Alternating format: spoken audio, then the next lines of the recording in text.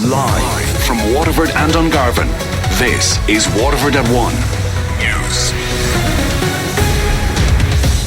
Good afternoon, I'm Sinead Aherne. Today's top stories. Most nurses and midwives with children are having to use annual leave to care for their children during the COVID-19 restrictions. The new council Cathaoirleach in Dungarvan and Lismore says rural communities face severe challenges over the coming months. A Waterford woman says the pain she experienced from a spider bite was horrendous. And in sport, Alan Reynolds is the new assistant manager at Dundalk. Nurses feel abandoned after being applauded during the COVID-19 outbreak. Healthcare worker unions are appearing before a special Oireachtas committee highlighting childcare problems for frontline staff since the restrictions came into effect 3 months ago. Shane Beattie reports. Today's COVID-19 committee is focusing on childcare since the pandemic reached our shores. An INMO survey found 62% of nurses and midwives are using annual leave days to care for their children and 10% are having their children minded by grandparents. INMO General Secretary Phil Hay says they feel they've been left behind. It is absolutely disgraceful that the workers who were at the front line, right central, bang in the middle, didn't hesitate, didn't blink, went right in there, that they were the ones who now will have suffered the biggest loss. The INMO wants childcare days given back, costs reimbursed and nurses given preferential access to childcare. SIP2 organiser Paul Bell says he's worried about the health service if staff burn out with work and childcare. Should the pandemic present itself again, then we're going to find our health service not able to provide the service with the professionals and with the healthcare workers essential to operate the health service. Some of today's evidence shocked committee members, including TD Breed Smith. Probably the most astonishing evidence we have heard in front of the COVID committee. The hairs were standing on the back of my neck when Phil Hay said we were both applauded and abandoned. This afternoon the committee hears from creche owners ahead of their reopening on Monday. The new Cathaoirleach of the Dungarvan Lismore District Council says many people need to be reminded that the coronavirus hasn't gone away. Fianna Fáil's James Tobin was elected unopposed to head up the district for the next 12 months, replacing Damien Geoghegan. Fine Gael's Pat Nugent will be deputy. Tallow-based councillor Tobin gave the warning in his address following his election. I was out around yesterday driving around without leaving down the window of the car. But for some reason or another, a lot of people seem to think that COVID is gone away. It's not gone away, and we would want to start reminding our people that it's not gone away, and they'd want to be careful over the next couple of months. He says rural communities face severe challenges over the coming months. Cities will be quite capable of looking after themselves. They have the population, they have the businesses. But my worry is for the smaller towns. When I looked at the amount of premises in West Waterford that are closed, and I asked myself, will they open again? Will some of them ever again open? There was just one confirmed case of coronavirus at University Hospital Waterford last night. The HSE's daily operations update says that patient had been diagnosed within the last 24 hours. As of 8 o'clock last night, a further 3 suspected cases were awaiting the results of COVID testing. The head of Bus Éireann says the numbers of people wearing face masks on public transport remains low. An information campaign was launched last week encouraging people to cover their faces in places like shops and on buses and trains. It isn't mandatory, but the government says that it hasn't ruled it out. Tremor native Stephen Kenny told Damien Tiernan on Daisha today that capacity has been reduced on all buses. I came in this morning on the Route 360 and I connected then on the W5 that just came out. So the 360 was a double-deck bus that came in, and it would have had a capacity of 17 that it could have done. All of the rest of the seats are marked off so that people are able to know where they should seat themselves and everybody to travel safely, as I said there.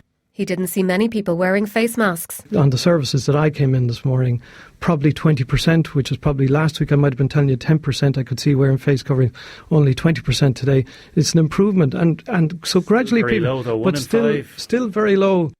Emergency services and healthcare staff in Waterford will be recognised later for their work during the COVID-19 pandemic.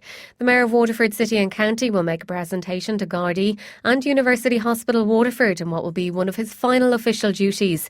John Pratt's year as Mayor will come to an end tomorrow. I just want to acknowledge the work of the Garda Síochána in Waterford, and obviously you're talking about 3 districts, you're talking about Waterford, Tremor and Dungarvan, so my proposal is that a presentation will be made locally here in Dungarvan to representatives of those areas. And this is really just to say well done on how you have worked through the COVID crisis. He says he'll also visit UHW and Dungarvan community hospitals. Now also there's going to be a presentation which I have to confirm at the moment, but I know there shouldn't be an issue with Waterford Hospital and Dungarvan Hospital here locally as well, to say exactly the same thing, that it's just the mayor. As mayor, I just want to say, look, you've been phenomenal, well done, and you deserve a bula bass. Sinn Féin's Pearse Doherty says his party will talk to Fianna Fáil about forming a government if the current deal fails on Friday. Ballots are still being cast by members of Fine Gael, Fianna Fáil and the Green Party, as Leo Varadkar's admitted there's no plan B if the programme for government fails.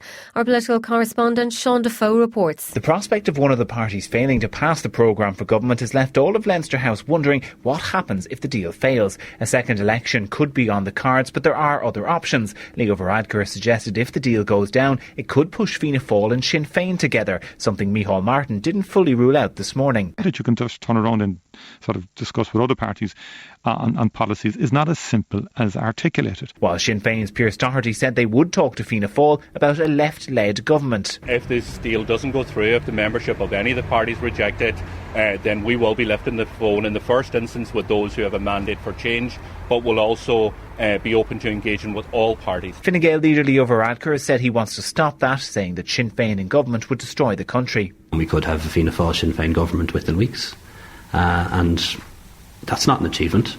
I'd rather make sure that doesn't happen. All these scenarios will feed into minds as postal votes are being cast for and against the programme for government, and it could be the crucial votes of Green Party members that decide whether or not Micheál Martin becomes Taoiseach this weekend. Sean Defoe, Leinster House. A Waterford woman says the pain she experienced from a spider bite was horrendous. Ruth Farrell from Tremors had 3 weeks of medical attention after the bite from what's believed to have been a false black widow spider. The mother of 4 got the bite after a spider jumped into her Wellington boot when she was helping to clear an area in her back garden. She spoke to WLR's Damien Tiernan. I know they say that you forget the pains of childbirth and whatever, but there's no way I'd forget this at all. It was just crazy. I still can't believe the damage that it's done. 3 weeks of antibiotics, and the dressings have to be changed 3 times a week, Monday, Wednesday and Friday. So we're into the 3rd week of it. Gardaí in Waterford say substantial amounts of money are being taken from people's accounts by fraudsters. It's part of a complicated scam doing the rounds at the moment. It sees people being contacted by text or email and told their account has been compromised as a result of a recent ATM or transaction that was skimmed. Sergeant Brendan Roach says they look for you to return your bank card. They also say that your card is going to be deactivated, so it encourages people to send back the card in order to get a new one. But over the course of the email, they give directions as to the address that it has to be returned to, and then it states that a new card will not be issued until the old card is returned.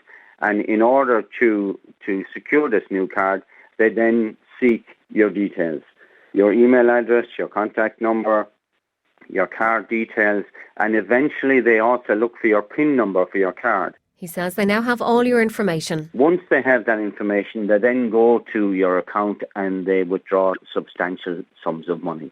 So people need to be aware of the fact that the bank is not going to contact you in this type of situation. Never click on unsolicited texts. Never give out personal information. And we say this on a regular basis. Don't ever give out passwords, PIN numbers or card numbers over the phone. Sports News on WLR. With Virgin Media Waterford. Want super fast broadband today? Drop into Virgin Media George's Street and take it home with you. Easy as that. Starting with soccer, where the former Waterford FC boss Alan Reynolds has been announced as assistant manager of league champions Dundalk. Dundalk have confirmed the 46-year-old will work alongside Vinnie Perth and his first team coach John Gill at Oriel Park. Reynolds and Perth previously played together at Longford Town. Alan Reynolds told DundalkFC.com that it was an opportunity he couldn't pass up. Players and staff from Bohemians have received negative results again after the latest round of tests for COVID-19. It was the 6th round of testing, which is now suspended as part of the FAI's pilot programme for a safer return to action for all Irish football. The FAI brought forward its return to play roadmap on Friday, and there's an announcement on the resumption of the SSE Airtricity League season expected this week. Former Republic of Ireland captain Robbie Keane's future is looking uncertain after Middlesbrough sacked manager Jonathan Woodgate. Woodgate's replaced by Neil Warnock at the English Championship club, where Keane was the assistant manager. It's being reported the Dubliner will also depart the club, which is hovering above the relegation places. Newcastle manager Steve Bruce says he's ignoring talk about the club's takeover. The Premier League side are yet to decide if they'll give a Saudi-backed bid the go-ahead. It's led to speculation over Bruce's own future at St James's Park, but he insists his only focus is trying to help the team to a top-half finish. If I'm being brutally honest, I'm not really interested in it because I can't influence that. You know, my job is to just remain focused and keep taking the club forward, and whatever is best for the club is okay with me. There's another Premier League double-header on tonight, beginning with Leicester City's home game against Brighton at 6 o'clock. Then Tottenham need a win when they entertain West Ham to keep their slim chances of Champions League qualification alive. That kicks off at 8:15. And in racing, there's an 8-race card at Navan this afternoon. Overnight rain means the ground is now yielding and further showers are forecast. The first race has just gone to post. Sports news on WLR is thanks to Virgin Media Waterford. WLR asks you to stay safe by keeping your distance. Our next bulletin is at